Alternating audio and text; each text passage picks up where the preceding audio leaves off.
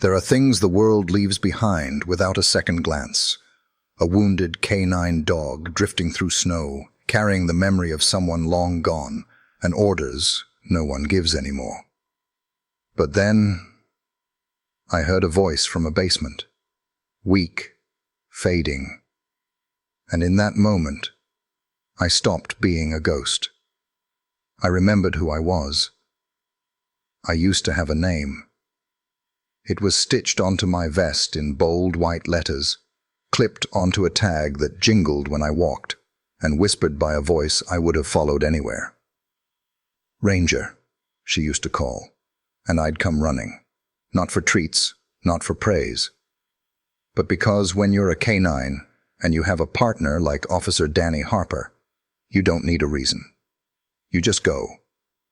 But that was before the fire, before the smoke wrapped around the stairwell like a serpent, before the beams cracked and fell, and before I bled trying to pull her out from under them, before they zipped her into a black bag and took my whole world away. Now, no one calls me anything. I'm just a dog, if they even call me that. It's been almost 2 winters since I ran. Slipped out through a broken screen door the night after the funeral, padded past the edge of town, and never looked back. I didn't want a new handler. I didn't want pats on the head or a new mission. I wanted silence. Cold, hard, punishing silence. That's what I got. These days, I sleep wherever the ground is dry, eat whatever I can find, or steal without being seen. Sometimes, if I'm lucky, an old woman behind the diner leaves scraps in a foil pan. She doesn't look me in the eyes. I don't look back. It's better that way. My coat used to shine, black like wet asphalt, with a rich tan running down my legs and muzzle. Now it's patchy, brittle, and matted with dirt.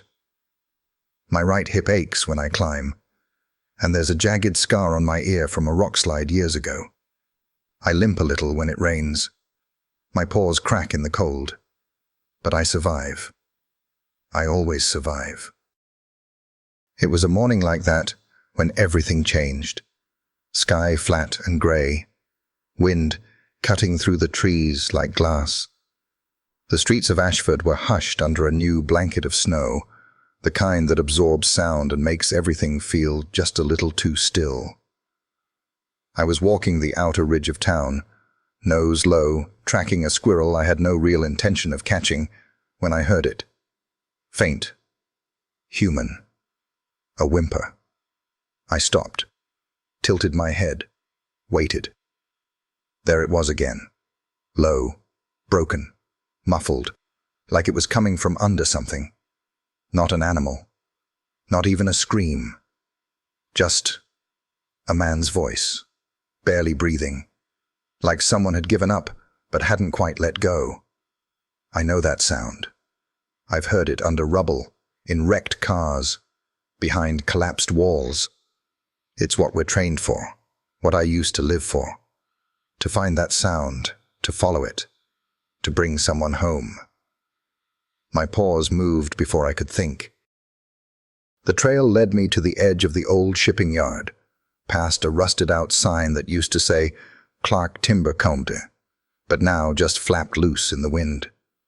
The warehouse looked like it hadn't been touched in decades. 3 stories of brick and broken windows, sagging beams, and snow piling up against the doors. But that sound, it was coming from below. I circled until I found it. A basement window, half shattered, just wide enough to poke my muzzle through. The scent hit me like a punch. Blood, sweat, mildew, fear, real fear, the kind that sinks into your bones and doesn't leave. I pressed my nose against the cracked glass.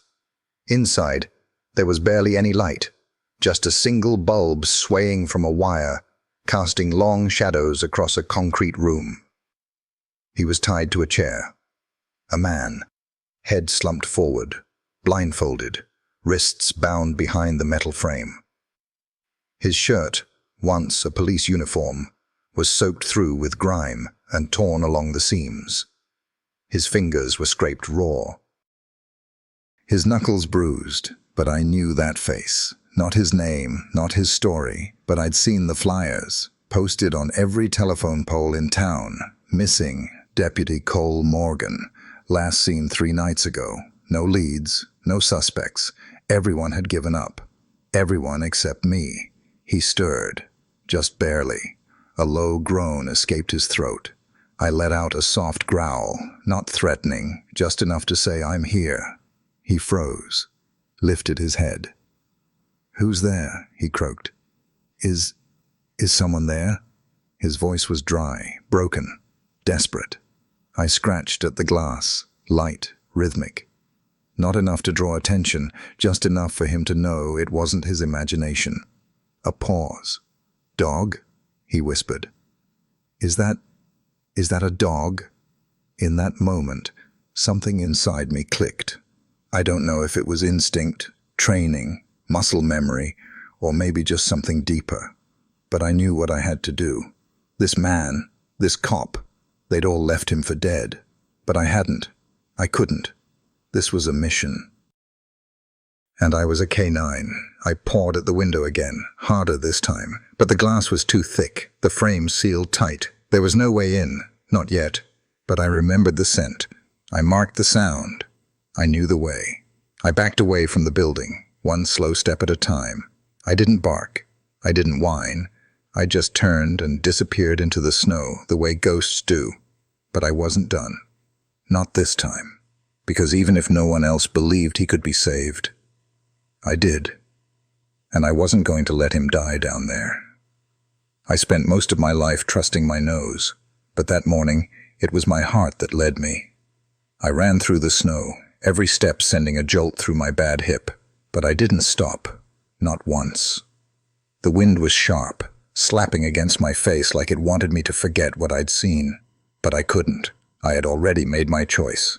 The man, Cole Morgan, was down there, and whatever had been left of me since Danny died, it stirred awake when I saw him. That flicker of command, that need to complete the mission. I hadn't felt it in years. It wasn't just about rescue anymore. It was about redemption. The town of Ashford sat quiet under the snowfall. Most folks were still asleep, or pretending they were. When you've lived through enough winters, you learn to move slow in the cold. But not me. Not now. There was only one human in town I'd ever let near me since I left the department, and her name was Eliza Monroe. Doctor. Eliza Monroe ran a small animal clinic off Birch Street, right next to a church with a broken bell. The kind of place that smelled like iodine and old wool, and where cats ruled the back room like little queens. I had been there once, long ago, when Danny brought me in after a search and rescue drill left my paw swollen. I still remember how Eliza's hands felt, calm, firm, not afraid. That was enough. I didn't show up on her doorstep. That would have been too easy. Instead, I waited behind her clinic like I always did, hiding behind a stack of pallets, where the wind curled just right, and the world felt far away. She came out, as she always did, wearing that oversized grey coat and boots with cracked soles, a thermos in one hand, a bowl in the other. She crouched low, like she wasn't trying to scare anything off, and when she spoke, it was barely above a whisper. "Morning, soldier," she said. "You out there?" I stepped out from the shadows. Her eyes didn't widen. She didn't gasp. She just looked, the same way Danny used to, like I was real. "You look like hell," she murmured. I didn't eat. Not yet. Instead, I dropped the boot at her feet. It was damp, half frozen, and stained with blood. The same boot I'd pulled from the basement door, clenched between my teeth, like it meant something. Because it did. She blinked, slowly, then knelt to pick it up. Her fingers brushed the leather. traced the silver badge on the tongue. And her whole body froze. I saw it hit her. Recognition. Not just the boot, but what it meant. That someone was hurt. That someone needed help. And that a dog had brought it to her. She didn't say anything for a long time. Then, as the wind whipped around us, she reached into her coat pocket and pulled out her phone. I slipped away before she could call anyone. That's how I've always done things. Quiet, clean, without lingering. But this time, I didn't go far. I waited from the tree line, just behind the old tool shed, where the snow covered half the roof. I watched the light in her office flicker to life. I saw her pacing. And when the cruiser pulled up 20 minutes later, I recognized the man who stepped out. Sheriff Tom Beckett. Tall, grizzled, built like an old pine that wouldn't fall, even in a storm. His eyes were the color of rusted iron and just as sharp. He'd known Danny, had even carried her flag at the funeral. He didn't talk much, but when he did, people listened. He stood on her porch for a while, not knocking, just staring down at the boot. Then Eliza opened the door. I couldn't hear every word, but I could smell the tension from where I crouched. They went inside. That night, the world changed. Across town, behind locked doors and police radios, things started moving. Quiet movements, like the ones I used to track in the field. Footsteps, murmurs, maps unfolding. They were hunting something now, or someone, and I had led them to it. Back at the warehouse, the snow fell thicker. The wind howled like it had a score to settle. I waited until nightfall, until the streetlights behind the lumberyard blinked out, one by one. Then I returned. The back window was still cracked, still fogged with frost. I pressed my nose to it. He was still there. Cole hadn't moved much. His head hung forward, and his breath was shallow. But I saw the rise and fall of his chest. I saw life. I crept to the basement vent and slipped inside. It wasn't graceful. I scraped my side along the rusted metal, hissed when my paw twisted the wrong way, but I made it. And when I landed, barely a whisper of sound, I was behind a row of old shelves covered in dust and empty paint cans. He didn't hear me at first. The light from the bulb overhead buzzed and flickered. His hands were still tied behind him, wrists raw and swollen. The blindfold was too tight. His lips were cracked. I moved closer, slow and deliberate, like we were back in training again. Danny used to drill me on silent approaches, how to move through unstable buildings without causing a collapse. My muscles remembered. My paws remembered. He stirred, that same whisper of a voice. Is someone there? I didn't answer. I crept closer. Let my nose brush his leg. He flinched hard. Wait. What? Who? Then I licked his wrist. He froze. A pause, thick with disbelief. Dog, he breathed. He said it like a prayer. You came back. I licked the rope again, gently, testing the knot. It had been tied by a brute, not a sailor. Loose enough that with time, with teeth, it might give. The blindfold was easier. I reached up, caught the corner with my teeth and pulled. It slipped halfway, then stopped. He leaned forward, just enough to let me get under the knot. It came free. Light hit his eyes, and he winced. When his gaze settled, he saw me. I saw it in his face, recognition without knowledge. He didn't know me, but he knew what I was, what I used to be. You, his voice cracked. Where did you come from? I didn't answer, just sat beside him, still, present. He watched me for a long moment, then let out a dry, rasping laugh that broke somewhere in the middle. "You trying to help me out of this?" I tilted my head. He smiled, just barely. "Smart boy." The wind outside screamed against the walls. Inside, it was still.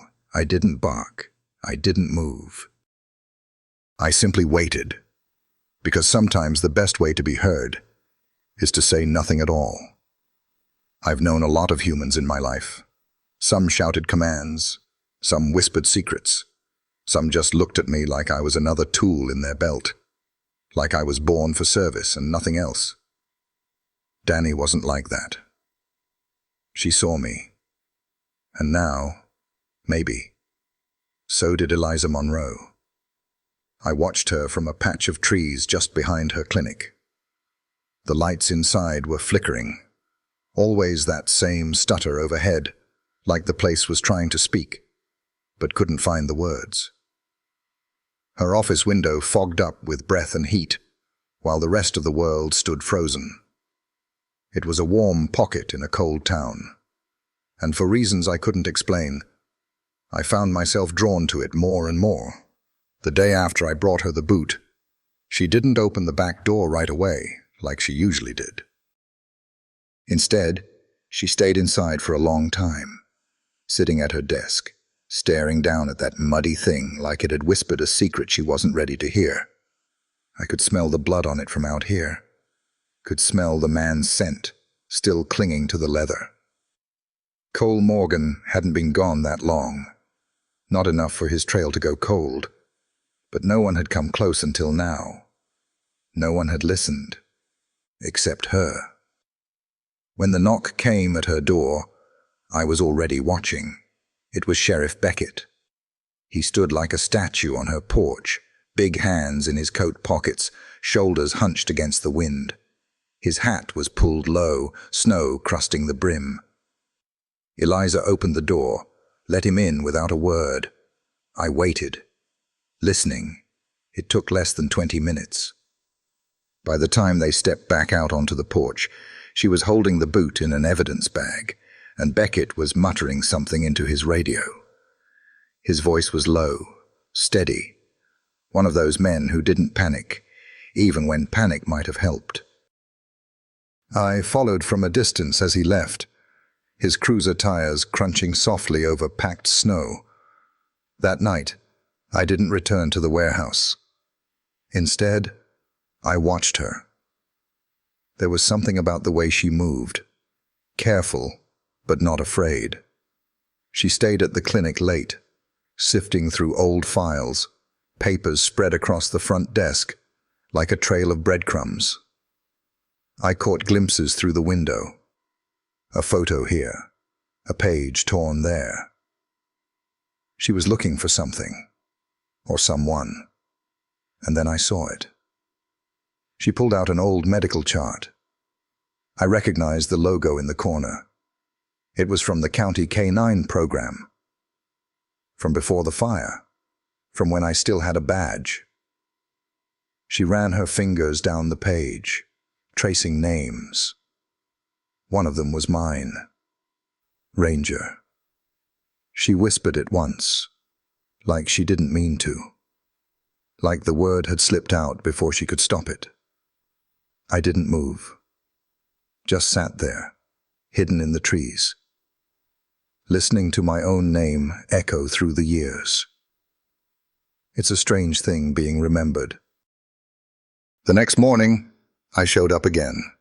Not out front, not with fanfare. Just there, behind the clinic, sitting beside the empty dish she'd left out the night before.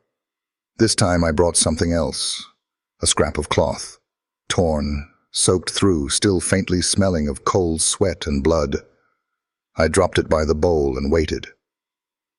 She came out 5 minutes later, arms wrapped tight around herself, breath misting in front of her face. When she saw the cloth, she stopped. Then she looked up and saw me. Not just a glance, a real look, like she'd been hoping I'd come back, but hadn't dared to believe it. "Hey there," she said softly. I didn't move. She crouched low, hand out. Open palm. No sudden motion. "You keep bringing me things," she said, her voice barely louder than the breeze. "Trying to tell me something?" Still, I stayed quiet. After a long pause, she reached into her coat and pulled out another piece of food, this time not dry kibble, but a piece of cooked chicken, warm and greasy in the cold air. She set it down gently. I stepped forward, slow, each paw pressing softly into the snow. I didn't look her in the eyes, just picked up the chicken and backed away, the cloth still between us like a shared secret. She nodded once, like we'd made a deal. Later that day, I followed her to the police station. She carried the cloth in a sealed plastic bag, tucked into the inside of her coat. Sheriff Beckett met her at the front door, his breath curling in the air as he led her inside. I stayed in the alley, nose to the ground, listening to the muffled voices through the vents. There was another man there, young, sharp voice, the kind that came with too many degrees and not enough dirt under the nails. He tapped away at a computer while they pulled up old reports, surveillance footage, K9 records. My file showed up on a screen, photo taken years ago, my coat darker, eyes brighter, mouth open in a half pant, half smile like I still believed the world was good. Next to me stood Danny, one hand resting on my shoulder, her eyes squinting from the sun, her smile the kind that stuck in your bones. No one said her name out loud, but I knew they were thinking it. I backed away before the door opened again. By that night, things had shifted. They didn't put out a news alert, no amber banners flashing across phones, no calls to arms, just quiet preparation. The kind that comes when people realize the fight is closer than they thought. They were going to search the warehouse. At dawn, and I had to go back before they did. Cole was still down there, waiting, holding on by a thread. If I could loosen the ropes, if I could just keep him breathing until morning, maybe, just maybe, it wouldn't end the way it had last time. So I went. The snow had thickened, covering my tracks as fast as I made them. I moved low to the ground, weaving between fences and broken fences, through alleyways and beneath streetlights. The warehouse loomed like a grave. Silent. Still. I slipped in through the same vent, dragging my side against the rusted frame, wincing when it scraped skin. Inside, it was darker than before, colder too. Cole hadn't moved. I padded forward, ears alert, nose twitching. He didn't flinch this time when I licked his wrist, just sighed, a soft exhale that sounded almost like relief. "You came back," he whispered. I licked again. His voice cracked. "I knew you would." And for the first time in a long time, I believed it too. When I was part of the unit, back when the world still made sense, there was a saying passed down from handler to handler. If the trail is cold, trust the dog. People said it like a joke sometimes, like it was just one of those things to hang above the door of a dusty K9 van. But we knew better. It wasn't about faith. It was about instinct. When all the maps were wrong and the coordinates didn't add up, you listened to the one nose in the room that never lied. That's what Sheriff Tom Beckett was doing now. He didn't like it. You could tell by the way he stood, with that posture like a man who'd rather be punching a wall than chasing ghosts. But he was listening, because I'd come back, because I'd brought them something, because deep down the old dog in him still recognized the old dog in me. I was watching from the tree line as Beckett pulled his truck around to the back lot of the station, Eliza riding shotgun, cradling the cloth I'd given her like it was something sacred. She hadn't said much since that night. Didn't need to. Her silence carried the same weight as his. Inside the station, the lights glowed too bright, buzzing the way cheap fluorescents always did. I could hear the voices from outside, the kind of urgent, clipped tones that said, "We might have something, but don't say it out loud yet." They were holding it together with maps, radios, and caffeine, but they had nothing solid. Just a story from a vet, a bloodied scrap of fabric, and a stray dog who kept showing up when it mattered most. Turns out, that was enough. In the back conference room, I heard the sheriff's boots hit the floor hard as he walked. I could picture it, like I was there again. Beckett, with a finger tapping the map, his voice a low growl as he laid out the coordinates. Cole's last known position was Route 7, just west of the lumber district. No security footage, no radio chatter, just silence. One of the younger deputies, Parker, I think his name was, shifted in his seat. "That place hasn't been used in years. No active leases, just dead real estate." "Exactly," Beckett said. "No cameras, no neighbors, no footprints." Then a pause. "Until now." They all turned when Eliza slid the plastic bag onto the table. "This was brought to me by a German shepherd," she said quietly. "Same one I've seen lurking behind my clinic for the past 2 winters. No collar, limp on the back right leg, scar on his left ear. Brought this to me 2 nights ago." Sergeant Olivia Rios leaned forward. "And you're sure it's not just some stray that got lucky?" Eliza looked at her. Her voice didn't rise. It didn't need to. "I used to treat that dog," she said, "years ago. His name was Ranger, K9, Special Rescue Unit, partnered with Officer Danny Harper. He went missing the day of her funeral." The room got real quiet then. Even through the glass, I could feel it, like the air itself had gone still. Beckett rubbed the bridge of his nose. "We checked every inch of that place back then. Thought he'd wandered into the mountains and never made it back." "Well," Eliza said, folding her hands, "he made it back." The sheriff looked at the cloth again, then back at the map. He dragged a thick finger along the old warehouse perimeter. "Then we go in at dawn. No sirens, no press. Quiet entry. I don't want this blowing up before we get eyes on what's in there." Rios nodded. "Understood." Beckett leaned back, the chair creaking under him. "Until then," he said, "we watch and wait." But I wasn't waiting. The wind had picked up outside. Thick, steady flurries danced across the street lamps, swirling like ghosts. I stayed low beneath the scrub and brush behind the lot, my breath leaving ribbons in the dark.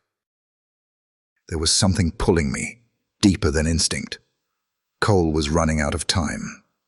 That night I made my way back to the warehouse. I knew the route by heart now. Past the hollow fence posts, over the rusted train tracks, down the slope behind the shuttered freight dock. The scent trail was stronger than ever. Fear, sweat, blood. But there was something else layered beneath it, something darker.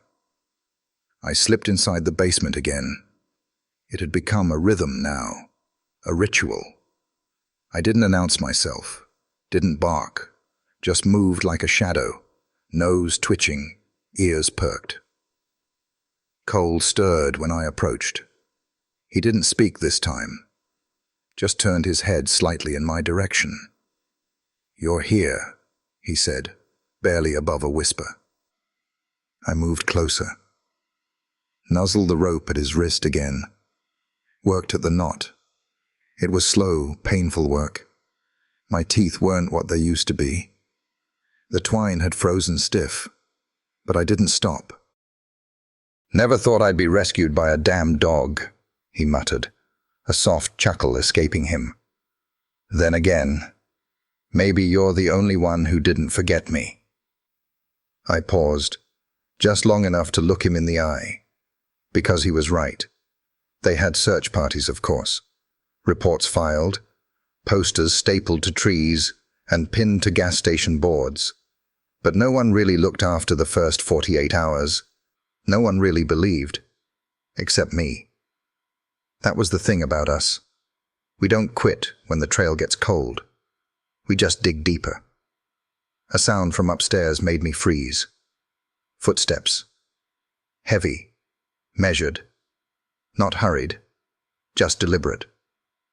Cole's body stiffened. His voice dropped to a hush. He's coming.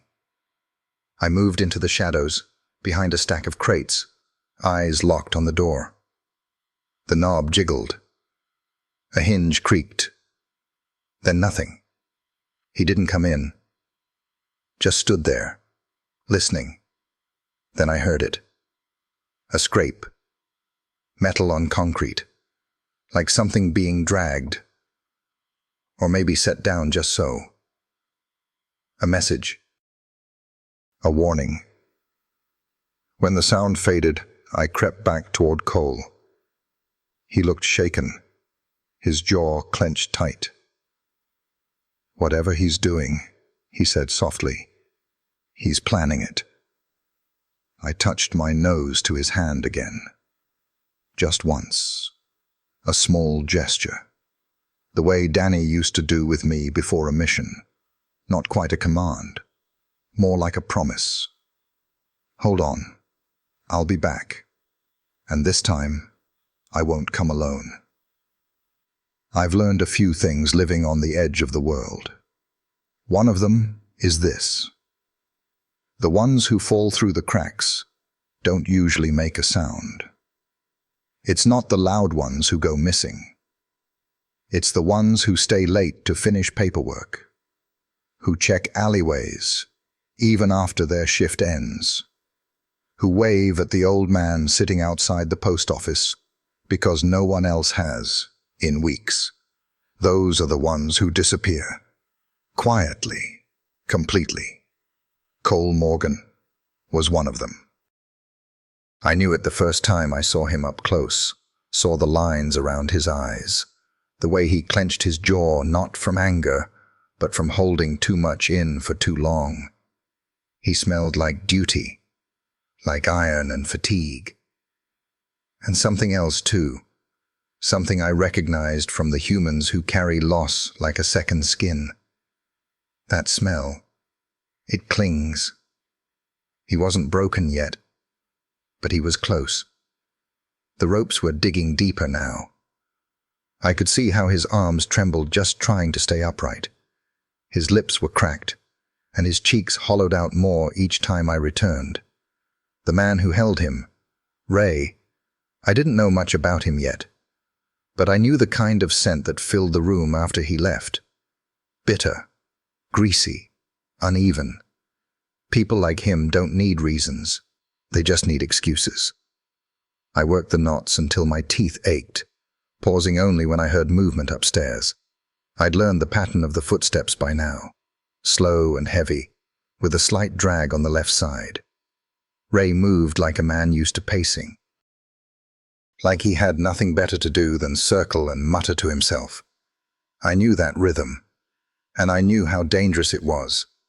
Cole was silent most of the time, but when he spoke, it was always soft, almost like he wasn't talking to me at all.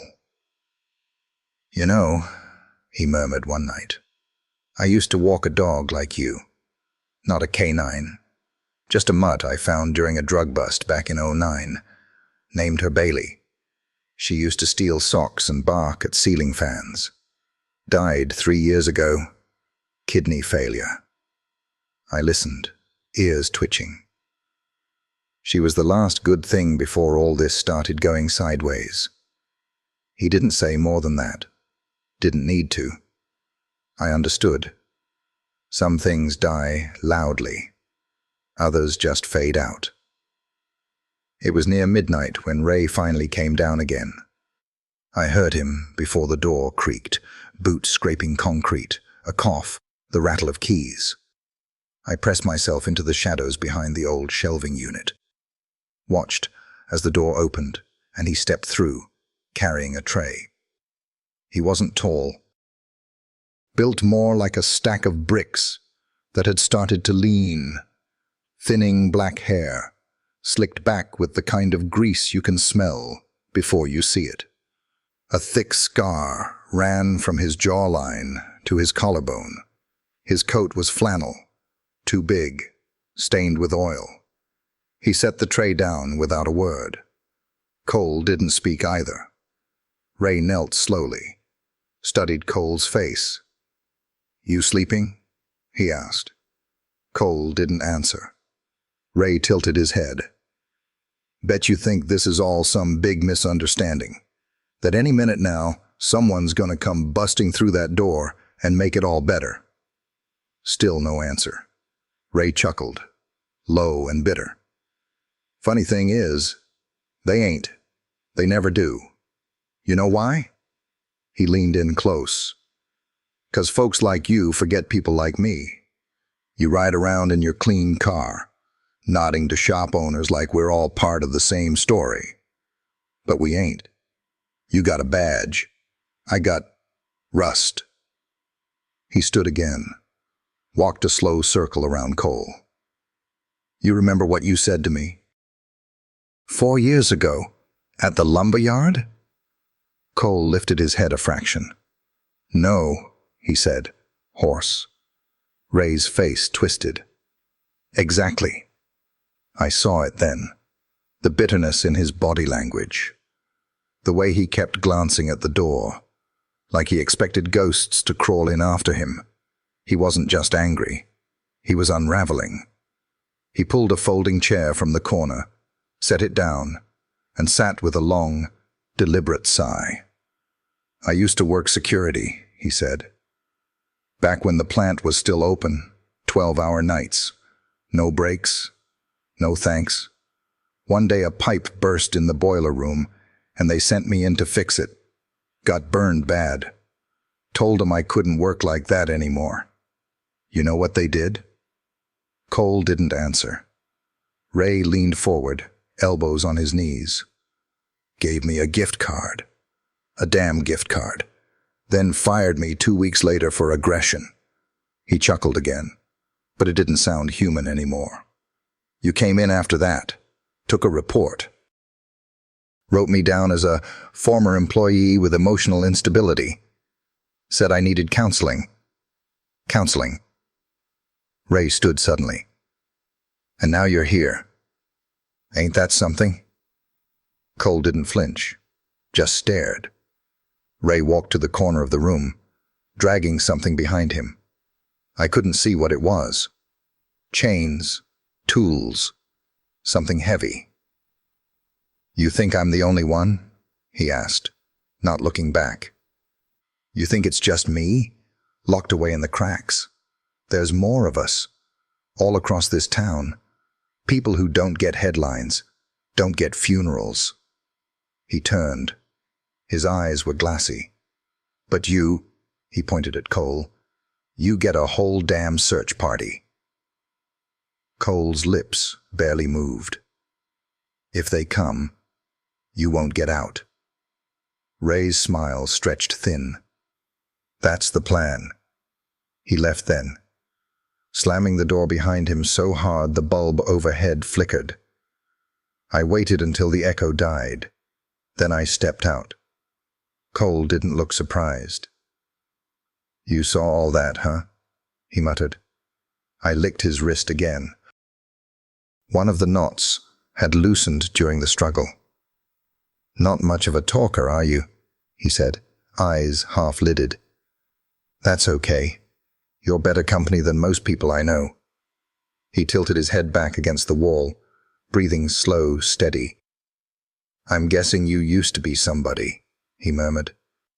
"Maybe still are."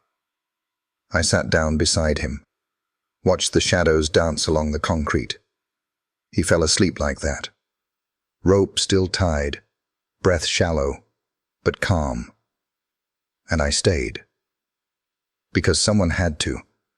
Somewhere between the world of men and the world of dogs, there's a space we don't talk about much. It's not the kennel, it's not the field, it's the in-between. That's where I'd been living all this time. Not a stray, not a soldier, not quite gone, but not really there either. Just something that moved through the cracks of Ashford, silent as a shadow, forgotten even by the ones who used to call my name. But that was before Cole. Before I heard the sound of someone clinging to life in a place no one else was looking. Before I tasted the rope fibers between my teeth and remembered what it meant to have purpose.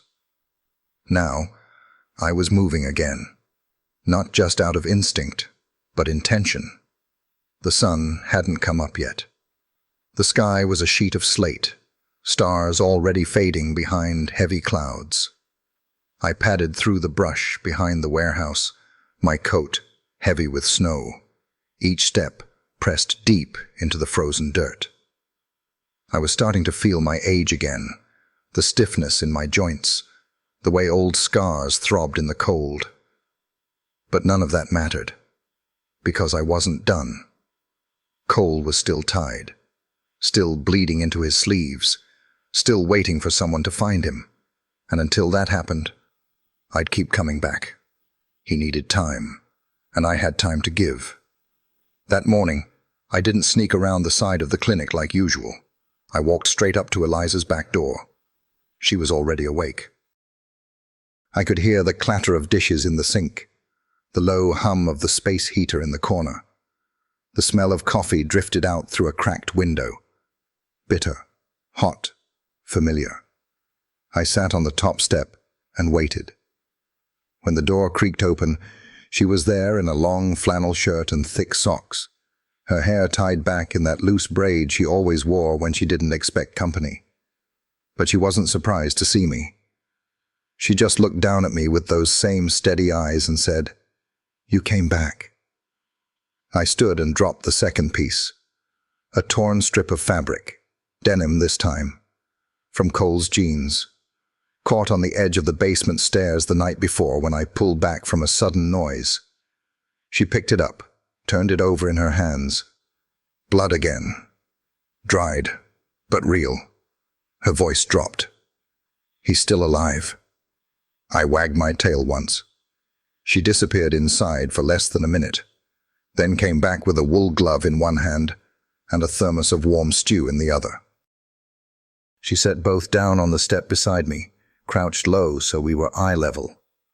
"This is the last clue I can take to them without sounding crazy," she said. "They're already making plans. Quiet search tomorrow morning. But I'm not waiting for morning." Her fingers grazed my ear. Not a pet, just a gesture. Familiar, respectful. "I'm following you tonight." I looked at her. She meant it. Later that day, I watched her walk into the station again, coat zipped tight, that bloodied strip in a sealed bag. Beckett and the others circled around like tired wolves. There were too many maps on the wall now, too many coffee rings on the table. You could feel the urgency in the way they moved, controlled, but cracking at the edges. The sheriff tapped a square on the northern quadrant map. "This building here," he said. "No traffic cameras, no heat signals. Not a single real estate update since '08. The young tech, his name was Reyes, typed something on his keyboard, then pointed at the screen. A grainy black and white image popped up. My shape, moving across a frozen lot, something in my mouth. A boot. The timestamp was nearly 2 hours before Eliza had called it in. Beckett stared at it for a long time. "Then we follow the damn dog." There was no disbelief left in his voice, just decision. They didn't say it, but I knew. This was their last shot. Cole had been gone too long, any longer, and he might not be found alive. Back at the warehouse, I slipped through the vent again. My ribs scraped the rust. I didn't care. Inside, it was darker than usual. The bulb was dying, buzzing in uneven pulses. Shadows curled in the corners like smoke. The air smelled of metal and mildew, and something else, faint and sharp. Gasoline. My paws froze on the concrete. Cole stirred in the chair. He was breathing. That was all I needed. I padded up beside him, licked his hand. He whispered, "You're still here." I sat beside him again, not guarding, not watching, just being there. Because that's what we do when someone's hurting. We stay. He didn't say much after that, just leaned his head back against the wall, his voice barely audible. "You're not just some stray, are you?" I didn't answer. He smiled. "You were trained. I can tell. The way you move, the way you... Listen." Then his head dipped forward. Sleep pulled at him like a tide. Outside, the wind picked up. The cold seeped in through the cracks. But I didn't leave. I curled myself beside him and waited. I didn't know if help would come in time. But I knew this. I wasn't a ghost anymore, and I wasn't going to disappear again. There's a certain tension in the air that only animals can feel. We know it by the way the ground hums a little more than usual, by the way light changes, gets thinner, sharper, like it's trying to hide. We know it in our bones, because when danger is coming, the world holds its breath. That morning, the warehouse felt like it was holding its breath. I stayed curled beside Cole as long as I could, but something in the floorboards above us changed. A rhythm shifted. Footsteps too heavy. A creak that didn't belong. I lifted my head, ears twitching. Cole stirred beside me, sensing it too. "What is it?" he whispered. I stood slowly and moved to the foot of the stairs. The air there was colder, but laced with a smell I'd grown to recognize. Ray. Sweat. Metal. Something stale and wet beneath his coat. The steps above us groaned once, then twice. But the door didn't open. Just a pause. Then a soft scrape. Metal, dragging along concrete from somewhere deeper in the building. Not where he usually moved. This wasn't routine. This was something else. A signal. Or a warning.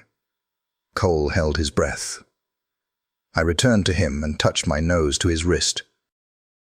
He didn't speak, just nodded like he understood. "Hold on."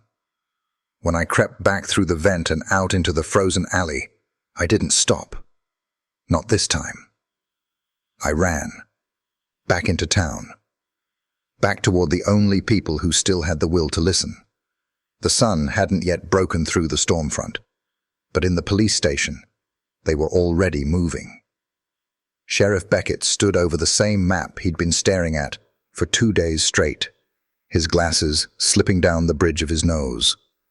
His hand hovered over the northern lot, the warehouse compound, with the hesitation of someone who'd seen too many things go wrong too close to home.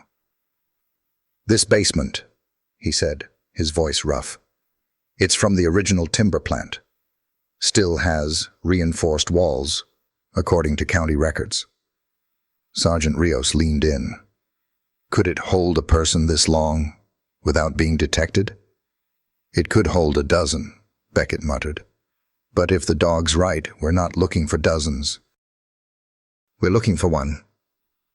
At the edge of the room, Eliza stood silently, arms folded. She hadn't said much since bringing in the fabric, but her eyes, they were locked on the sheriff like steel. I knew that look. It was the same one Danny used to wear during a deployment brief. The kind that said, "If you wait too long, someone's not coming back." Then Reyes poked his head in from the tech room. "Got something." Everyone turned.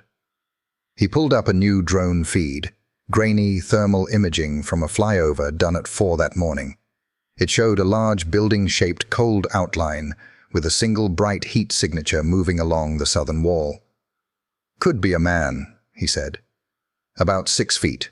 Heat signature consistent with minimal movement." He hit pause, zoomed. "And here," he said, pointing to a smaller, canine-sized shape right beside it. "That's our dog." Eliza exhaled softly. I don't think she even knew she'd been holding her breath. "Then we're going," Beckett said. "No press. No noise, just us." Within the hour, teams assembled. 2 unmarked SUVs, 4 officers, a medic, and Eliza. Beckett didn't argue when she volunteered to go. Just gave her a nod. He understood. Some people don't choose missions. They just belong to them. As they geared up, I stayed out of sight, watching from a distance. But they weren't watching for me. They were watching for what I'd already seen. Back at the warehouse, the storm had grown teeth. Snow whipped across the cracked pavement like a warning. The air was tight with static. Everything felt too still, like the world was holding a match close to something flammable. Inside the basement, Cole's breathing had grown shallow again. He was slipping. His voice, when it came, was little more than a scratch. "You there?" I crept to his side and nudged his leg. I thought maybe I dreamed you." He paused. "You don't know how good it is to not be alone." I stayed beside him, just breathing. The wind outside shifted. Then came footsteps above. Ray was back. Cole went still. I crouched in the corner just behind a shelving unit, hidden in shadow. My breath low. My body locked tight with alert. The footsteps slowed. Reached the door. The knob jiggled, then turned. This time the door opened. And Ray stepped inside. He looked different, more ragged, less grounded. His shoulders hunched, eyes twitching just a little too fast. In his hand was a flashlight. In the other, a tray. "Miss me?" he asked. Cole didn't respond. Ray set the tray down slowly, bent to inspect Cole's face. Something in his expression cracked, just a hairline fracture. But it was enough. "You've been talking to someone, haven't you?" Cole said nothing. Ray's mouth curled.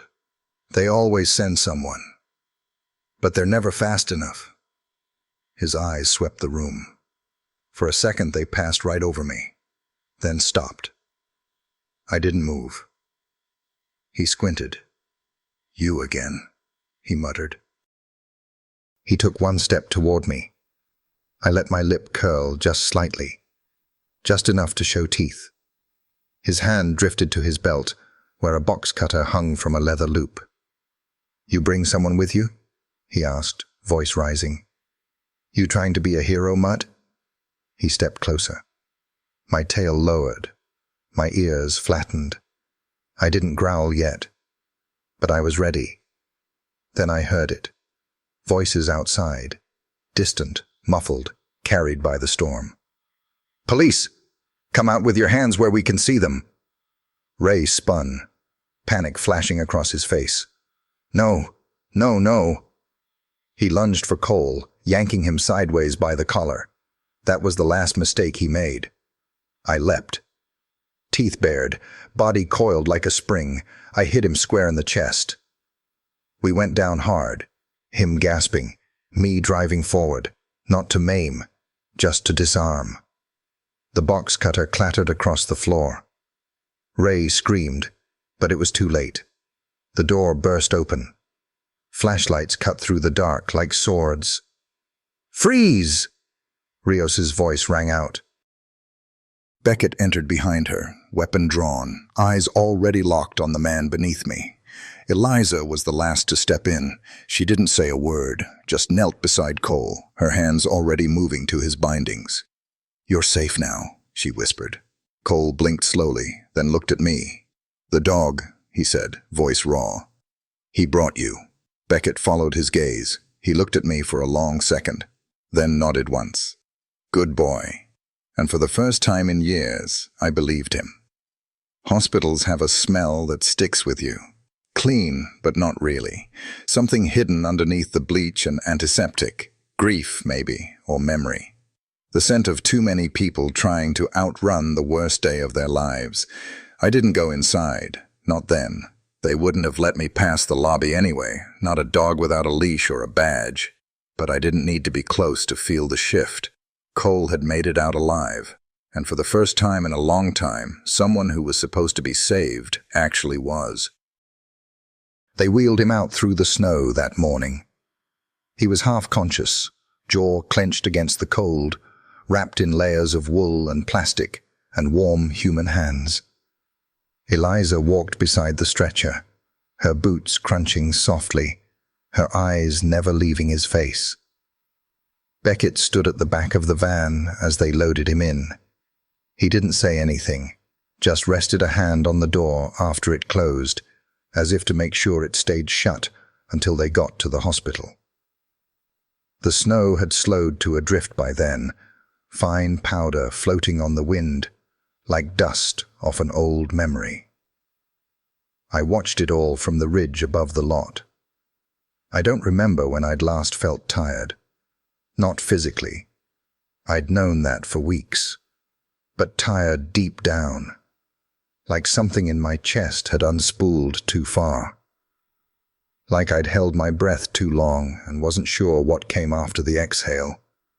Cole was safe now, so why didn't I feel finished? I didn't follow them into town, not right away. I wandered the edges of Ashford for a while, circling the old trails Danny and I used to patrol. Her scent was long gone. But memory's funny like that. Sometimes it shows up anyway, on the bark of a tree, in the shape of a boot print, fading into mud. I ended up behind Eliza's clinic, the place I always returned to, even when I told myself not to. There was a fleece blanket laid out on the porch, already dusted with snow. A bowl of chicken stew steamed beside it. And a glove, the same one I'd dropped at her feet the night I asked her for help without saying a word. She'd washed it, mended the torn seam near the thumb, laid it there like an offering. I curled up without thinking. When I woke, hours had passed. The snow was deeper now. My joints ached. My ribs protested. But my chest was light. In town, they were already talking. The man who'd taken Cole, Ray Bishop, was in custody, too unstable to answer questions. Too broken to understand the ones being asked. But even in his silence, he'd revealed something that set everyone on edge. He hadn't acted alone. Someone else had brought Cole to him. A man, a promise, a transaction. Eliza told me all this later, in that quiet voice of hers, the one she used when talking to things she wasn't sure could answer. They think it was part of something bigger, she said. A pattern, abductions, people with no families, or no one looking. She sat on the porch beside me, her arms wrapped around her knees. "You're not just a dog anymore," she whispered. "You're a witness." She didn't pet me, didn't need to, just sat there, her shoulder brushing mine, as if that was enough. And it was. For a while. But then, the nightmares came back. Not mine. His, Cole. They said he was stable. Said he'd be out in a week. But I knew what trauma smelled like. And I knew it doesn't leave with the IV drip. So I went to him. Snuck past the service entrance, down the back corridor that led to the loading dock. I'd done it before. Back when I was official, when Danny used to bring me to cheer up sick kids. People don't notice dogs moving in silence if you keep your head low and your steps careful. I found him in room 203, second floor, window cracked to let in the snow smell. He was sleeping when I climbed onto the ledge outside. But he stirred. "Is someone—" He opened his eyes. saw me, and smiled. "You," he said, barely above a breath. "You made it." I don't know how long I stayed there. My body curled tight against the sill, my nose pressed to the glass. Long enough for the sun to rise. Long enough for a nurse to find me and shake her head with that kind of understanding only the old nurses seem to have. "I guess he earned this," she murmured, opening the window just a little wider. Cole reached out. His fingers brushed my fur. "Ranger," he said softly. He didn't know my name, not really. But somehow he did. Later they would ask me to help again, and I would say yes, the only way I could, by showing up. Because that's what we do. The ones who come back. The ones who don't quit. Even when the world forgets us. Even when we forget ourselves. The hospital quiet is different from the kind I knew in the woods. Out there, silence meant stillness. Branches not moving. Predators not breathing. The wind holding its breath before a storm. But in here, the quiet has a heartbeat. It's full of hums and beeps, rubber soles against tile, the low murmur of nurses asking questions they already know the answers to. I don't belong in places like that. Not anymore. But that didn't stop me from going. Cole was healing. Slowly. Every breath a little easier. Every blink a little clearer. The doctors said he was lucky, though I never understood why humans use that word when talking about survival. Nothing about what happened to him felt like luck. It felt like something else. Like the world had bent just enough to let him crawl back through.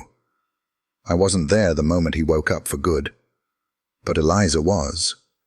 She told me later, her hands folded in her lap, her voice soft and steady as a creek in spring. He opened his eyes and asked for the dog, she said. Didn't ask what day it was. Didn't ask where he was.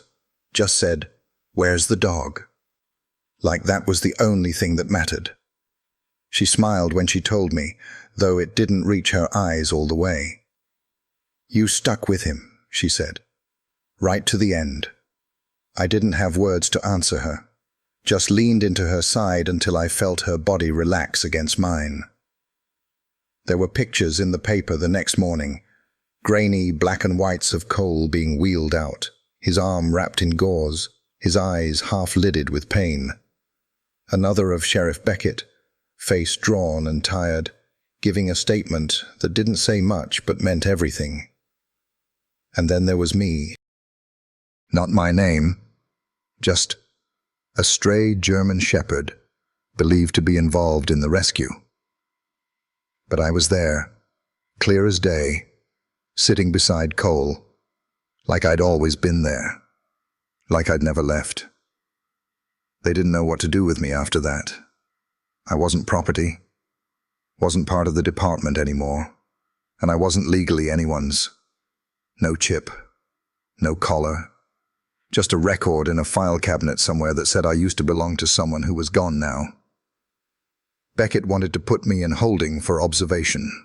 Eliza told him no. She didn't shout, didn't argue, just stood with her arms crossed in front of the station and said, "He's coming with me." And that was that. I spent the next few days sleeping in the back office of her clinic, curled on a folded fleece blanket beside a radiator that clicked and hissed in the night like it was trying to speak its mind. Eliza never treated me like a pet. She spoke to me the way Danny used to, like I was a partner, not a problem. "You did more than we did," she said one night, pouring kibble into a steel bowl. "Found him, watched him, stayed. I don't think we'd have known he was alive if not for you." She looked down at me. I don't think he'd have believed he was alive either. I wanted to stay there, I really did, but something inside me wouldn't rest. I kept waking in the middle of the night, ears twitching, breath shallow, like I was still in that basement with Cole, still waiting for the door to creak open again, still braced for the smell of oil and sweat and blood. It wasn't over. Not really. Ray Bishop had been caught, sure. But he hadn't been acting alone. He'd told them as much in the interview room, his voice low and strange, as if speaking from the bottom of a well. Said someone brought him the deputy, Beckett told Eliza. Said he didn't pick Cole. Said he was given to him. Beckett's face darkened when he said it. His jaw clenched the way Cole's did when he was in pain. Someone else is out there, he said, pulling strings. I didn't understand all of it, but I understood the way the air changed when people started preparing for another fight. Cole came to see me on the 4th day after his release. He walked slower now, his left side stiff, his breathing measured, but he stood taller somehow, like he'd left something behind in that basement and wasn't planning on taking it back. Eliza met him at the porch. He's out back, she said. He nodded and stepped around the side of the clinic. I was there, lying in the late sun, one paw tucked beneath my chest, eyes half closed, but I saw him before he saw me. He knelt slowly, groaning a little as his knees bent. I wasn't sure if you'd stay, he said. I didn't move, just let him speak. You didn't have to, you know. Nobody made you. You could have walked away any time. He looked at me like he was trying to solve a riddle only I could answer. You picked me. I stood and walked toward him. Pressed my head into his chest. He let out a shaky breath. You saved me. We sat there together until the sun slipped behind the trees and the clinic lights flickered on inside. Later, as the sky turned dark and quiet again, Cole told me something I never forgot. You didn't just bring them to me, he said. You brought me back.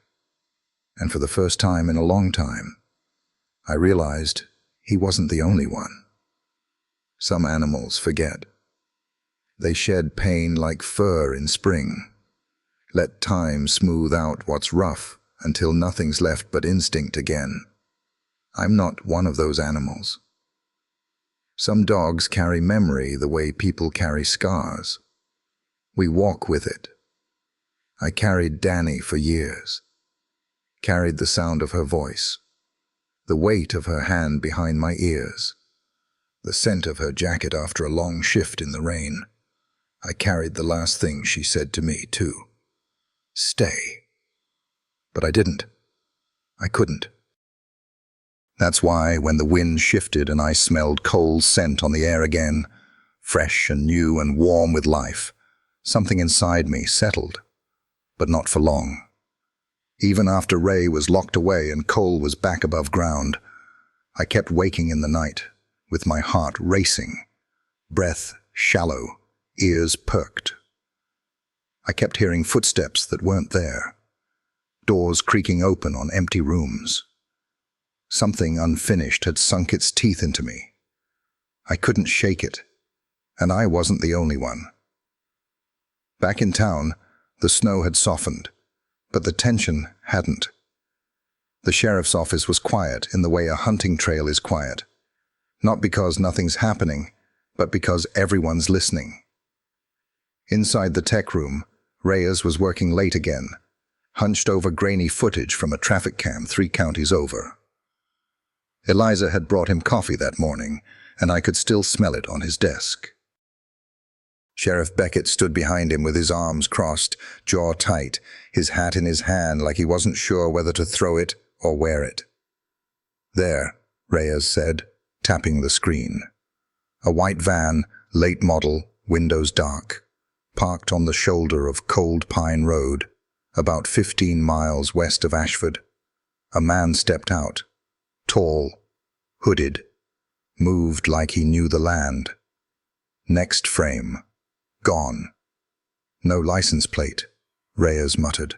Front or rear? Stolen? Beckett asked. More likely unregistered. This isn't some first-time creep. This is practiced." He didn't need to say more. The trail hadn't ended with Ray Bishop. It had only begun. Later that afternoon, Eliza stood on the back porch of her clinic, fingers numb with cold, tying scraps of fabric to low branches like breadcrumbs. Not bright-colored ribbon, not scentless string. She used flannel cut from Cole's shirt, tiny pieces of it soaked in lavender oil. Familiar. Safe. She turned to her neighbor, Danny, the man with grease-stained hands and soft eyes, and handed him a tin dish filled with chicken and rice. I watched from the edge of the woods as he placed it gently under a pine. "Last one," he said. She nodded. I stayed hidden, but I knew what they were doing. They were leaving a trail for me. And like all good trails, I followed. I hadn't meant to return. Not really. I thought maybe, once Cole was safe, I could fade again, drift back into the quiet. But the moment I caught the scent of the flannel, the warmth of food beneath frost, I paused, and remembered. It wasn't just about Cole. It was about me. I had spent so long thinking I didn't belong anywhere, I forgot what it felt like to be wanted. So I stepped out of the tree line. Eliza saw me first. She didn't move, didn't speak, just dropped to one knee in the snow and opened her arms, soft as breath. "Ranger," she whispered. My name. I didn't hesitate. I ran. The snow kicked up beneath my paws. The air split around me, and for a moment, I wasn't old, or limping, or lost. I was just a dog with a purpose, running towards someone who had made space for me. I reached her and buried my head into her chest. She wrapped her arms around my neck, fingers trembling. Danny exhaled, a short, stunned laugh. "I'll be damned," he said. They didn't take me inside right away. They let me sit there, in the snow, between them. No questions, no expectations, just the soft rhythm of hands on fur, of hearts remembering how to beat steady again. That night, back at the clinic, Eliza called Beckett. "He's back," she said simply. On the other end, the sheriff was quiet for a moment. Then, "Good. We'll need him." The next morning, I lay curled on the blanket near the radiator, listening as Cole walked up the porch steps. He was still stiff, still pale beneath the skin, but stronger now. Every movement deliberate, every breath his own again. "He's in the back," Eliza told him. Cole opened the door, and the warmth hit him like a welcome. I lifted my head. He smiled, and for a long while, we just looked at each other. "Hey," he said, kneeling slow. I stood, stepped forward, and rested my head against his chest. He didn't speak again right away. Didn't need to. When he finally stood, he looked at Eliza and said, "He remembers." She nodded. So do we. Outside, the snow had started to fall again, but this time it didn't feel cold. There's something about a name. People toss them around like leashes, give them, take them, change them when they want to forget. But for dogs like me, names are anchors. They tell us where we belong, who we belong to. I lost my name the day Danny died, left it behind like a badge, buried under smoke and ash. But now, they were saying it again. Ranger. Not like a call, like a promise. The day I returned, something shifted in Ashford. Quietly. No trumpets, no headlines, no photos in the local paper this time. Just a soft buzz in the station, a few raised brows, the way people paused when they passed the clinic window and saw me sitting there, still and upright, like I was waiting for a briefing. In a way, I was. Sheriff Beckett stopped by first. He didn't knock. Just opened the door with that same slow, deliberate calm he always carried, like the world wouldn't dare move faster than him. Eliza was wiping down the exam table when he stepped in. "He's in the back," she said, without turning. Beckett walked past her, boots squeaking just enough to let me know he wasn't sneaking up on anything. When he saw me, he smiled.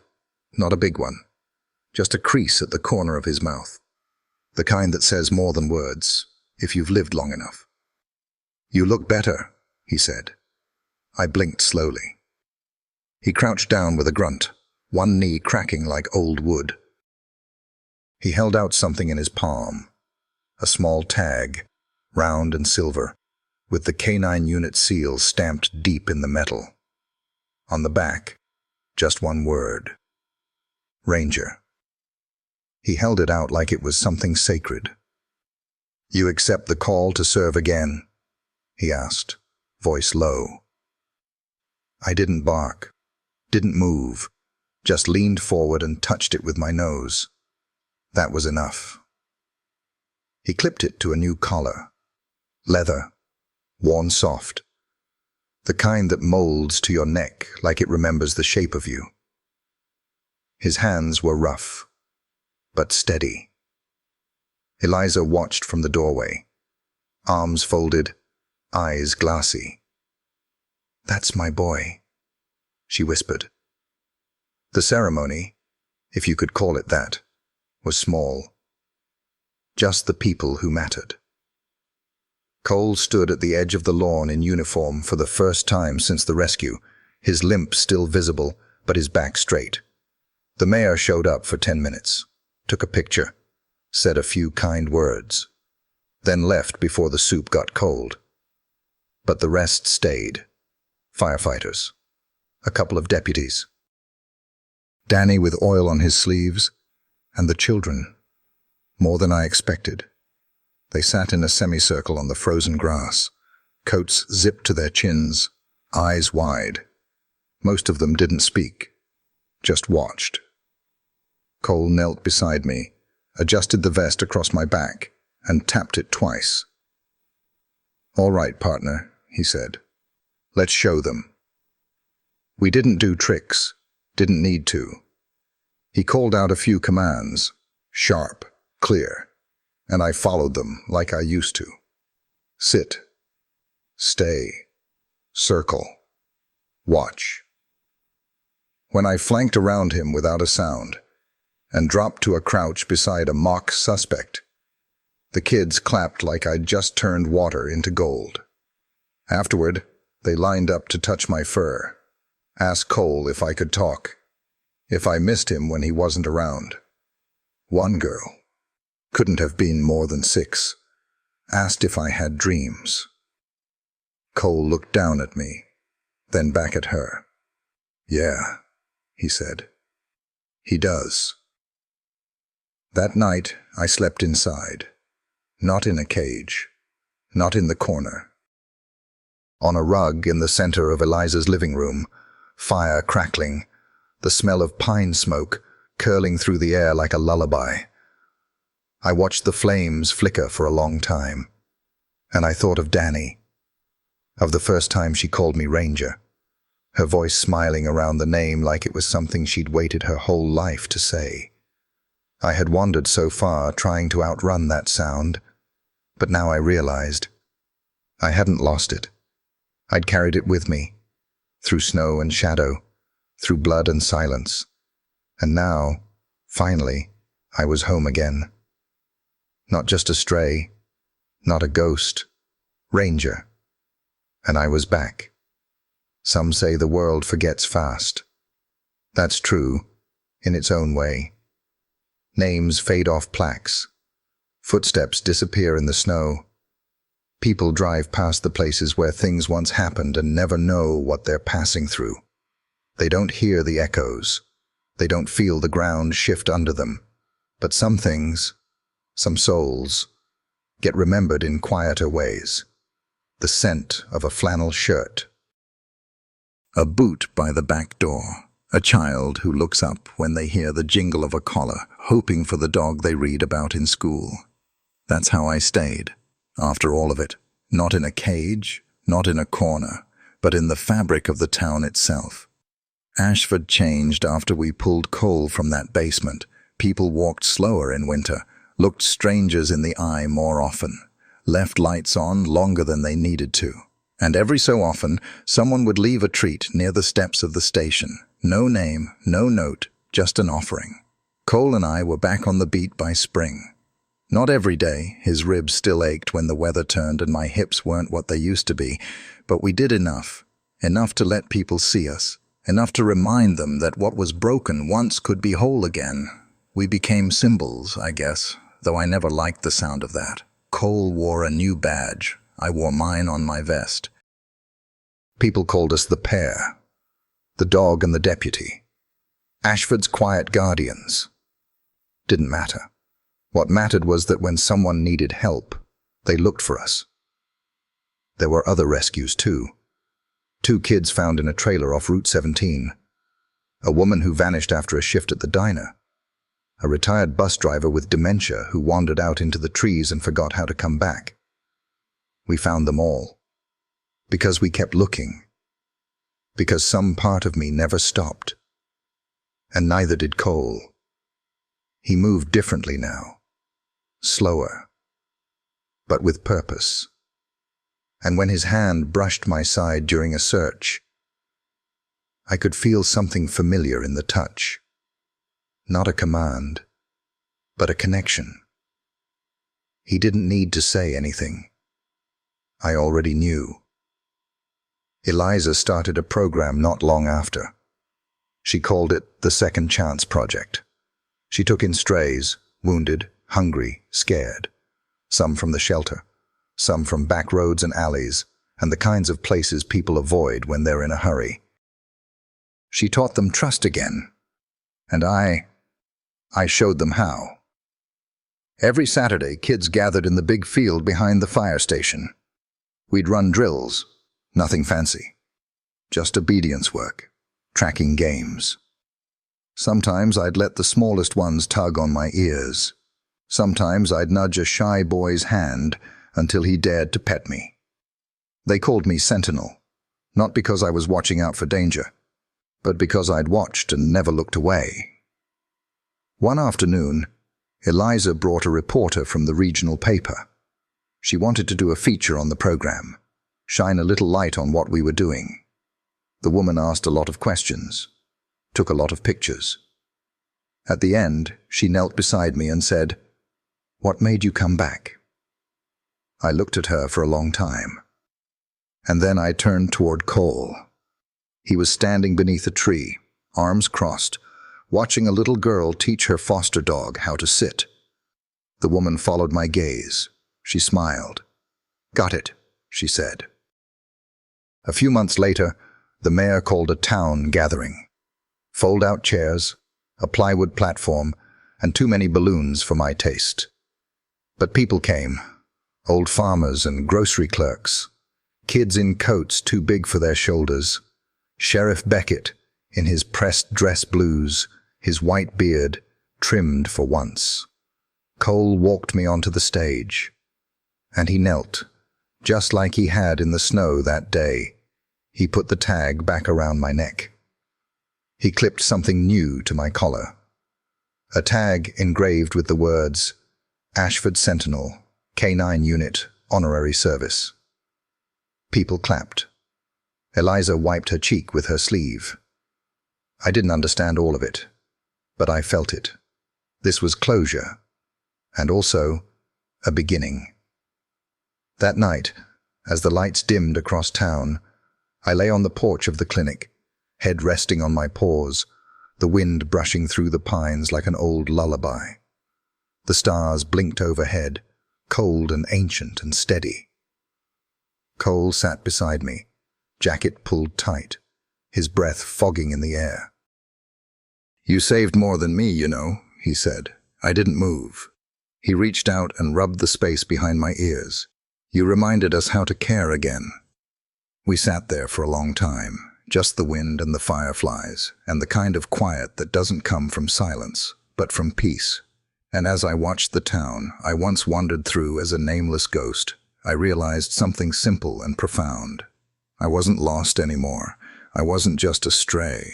I had been many things in my life, but now I was home, and I would never be left behind again. If you've ever felt lost, like the world moved on without you, just type 1 in the comments. That's it. Nothing fancy. Just a little way to say, yeah, I know how that feels too. And if this story stayed with you even a little, go ahead and hit that subscribe button.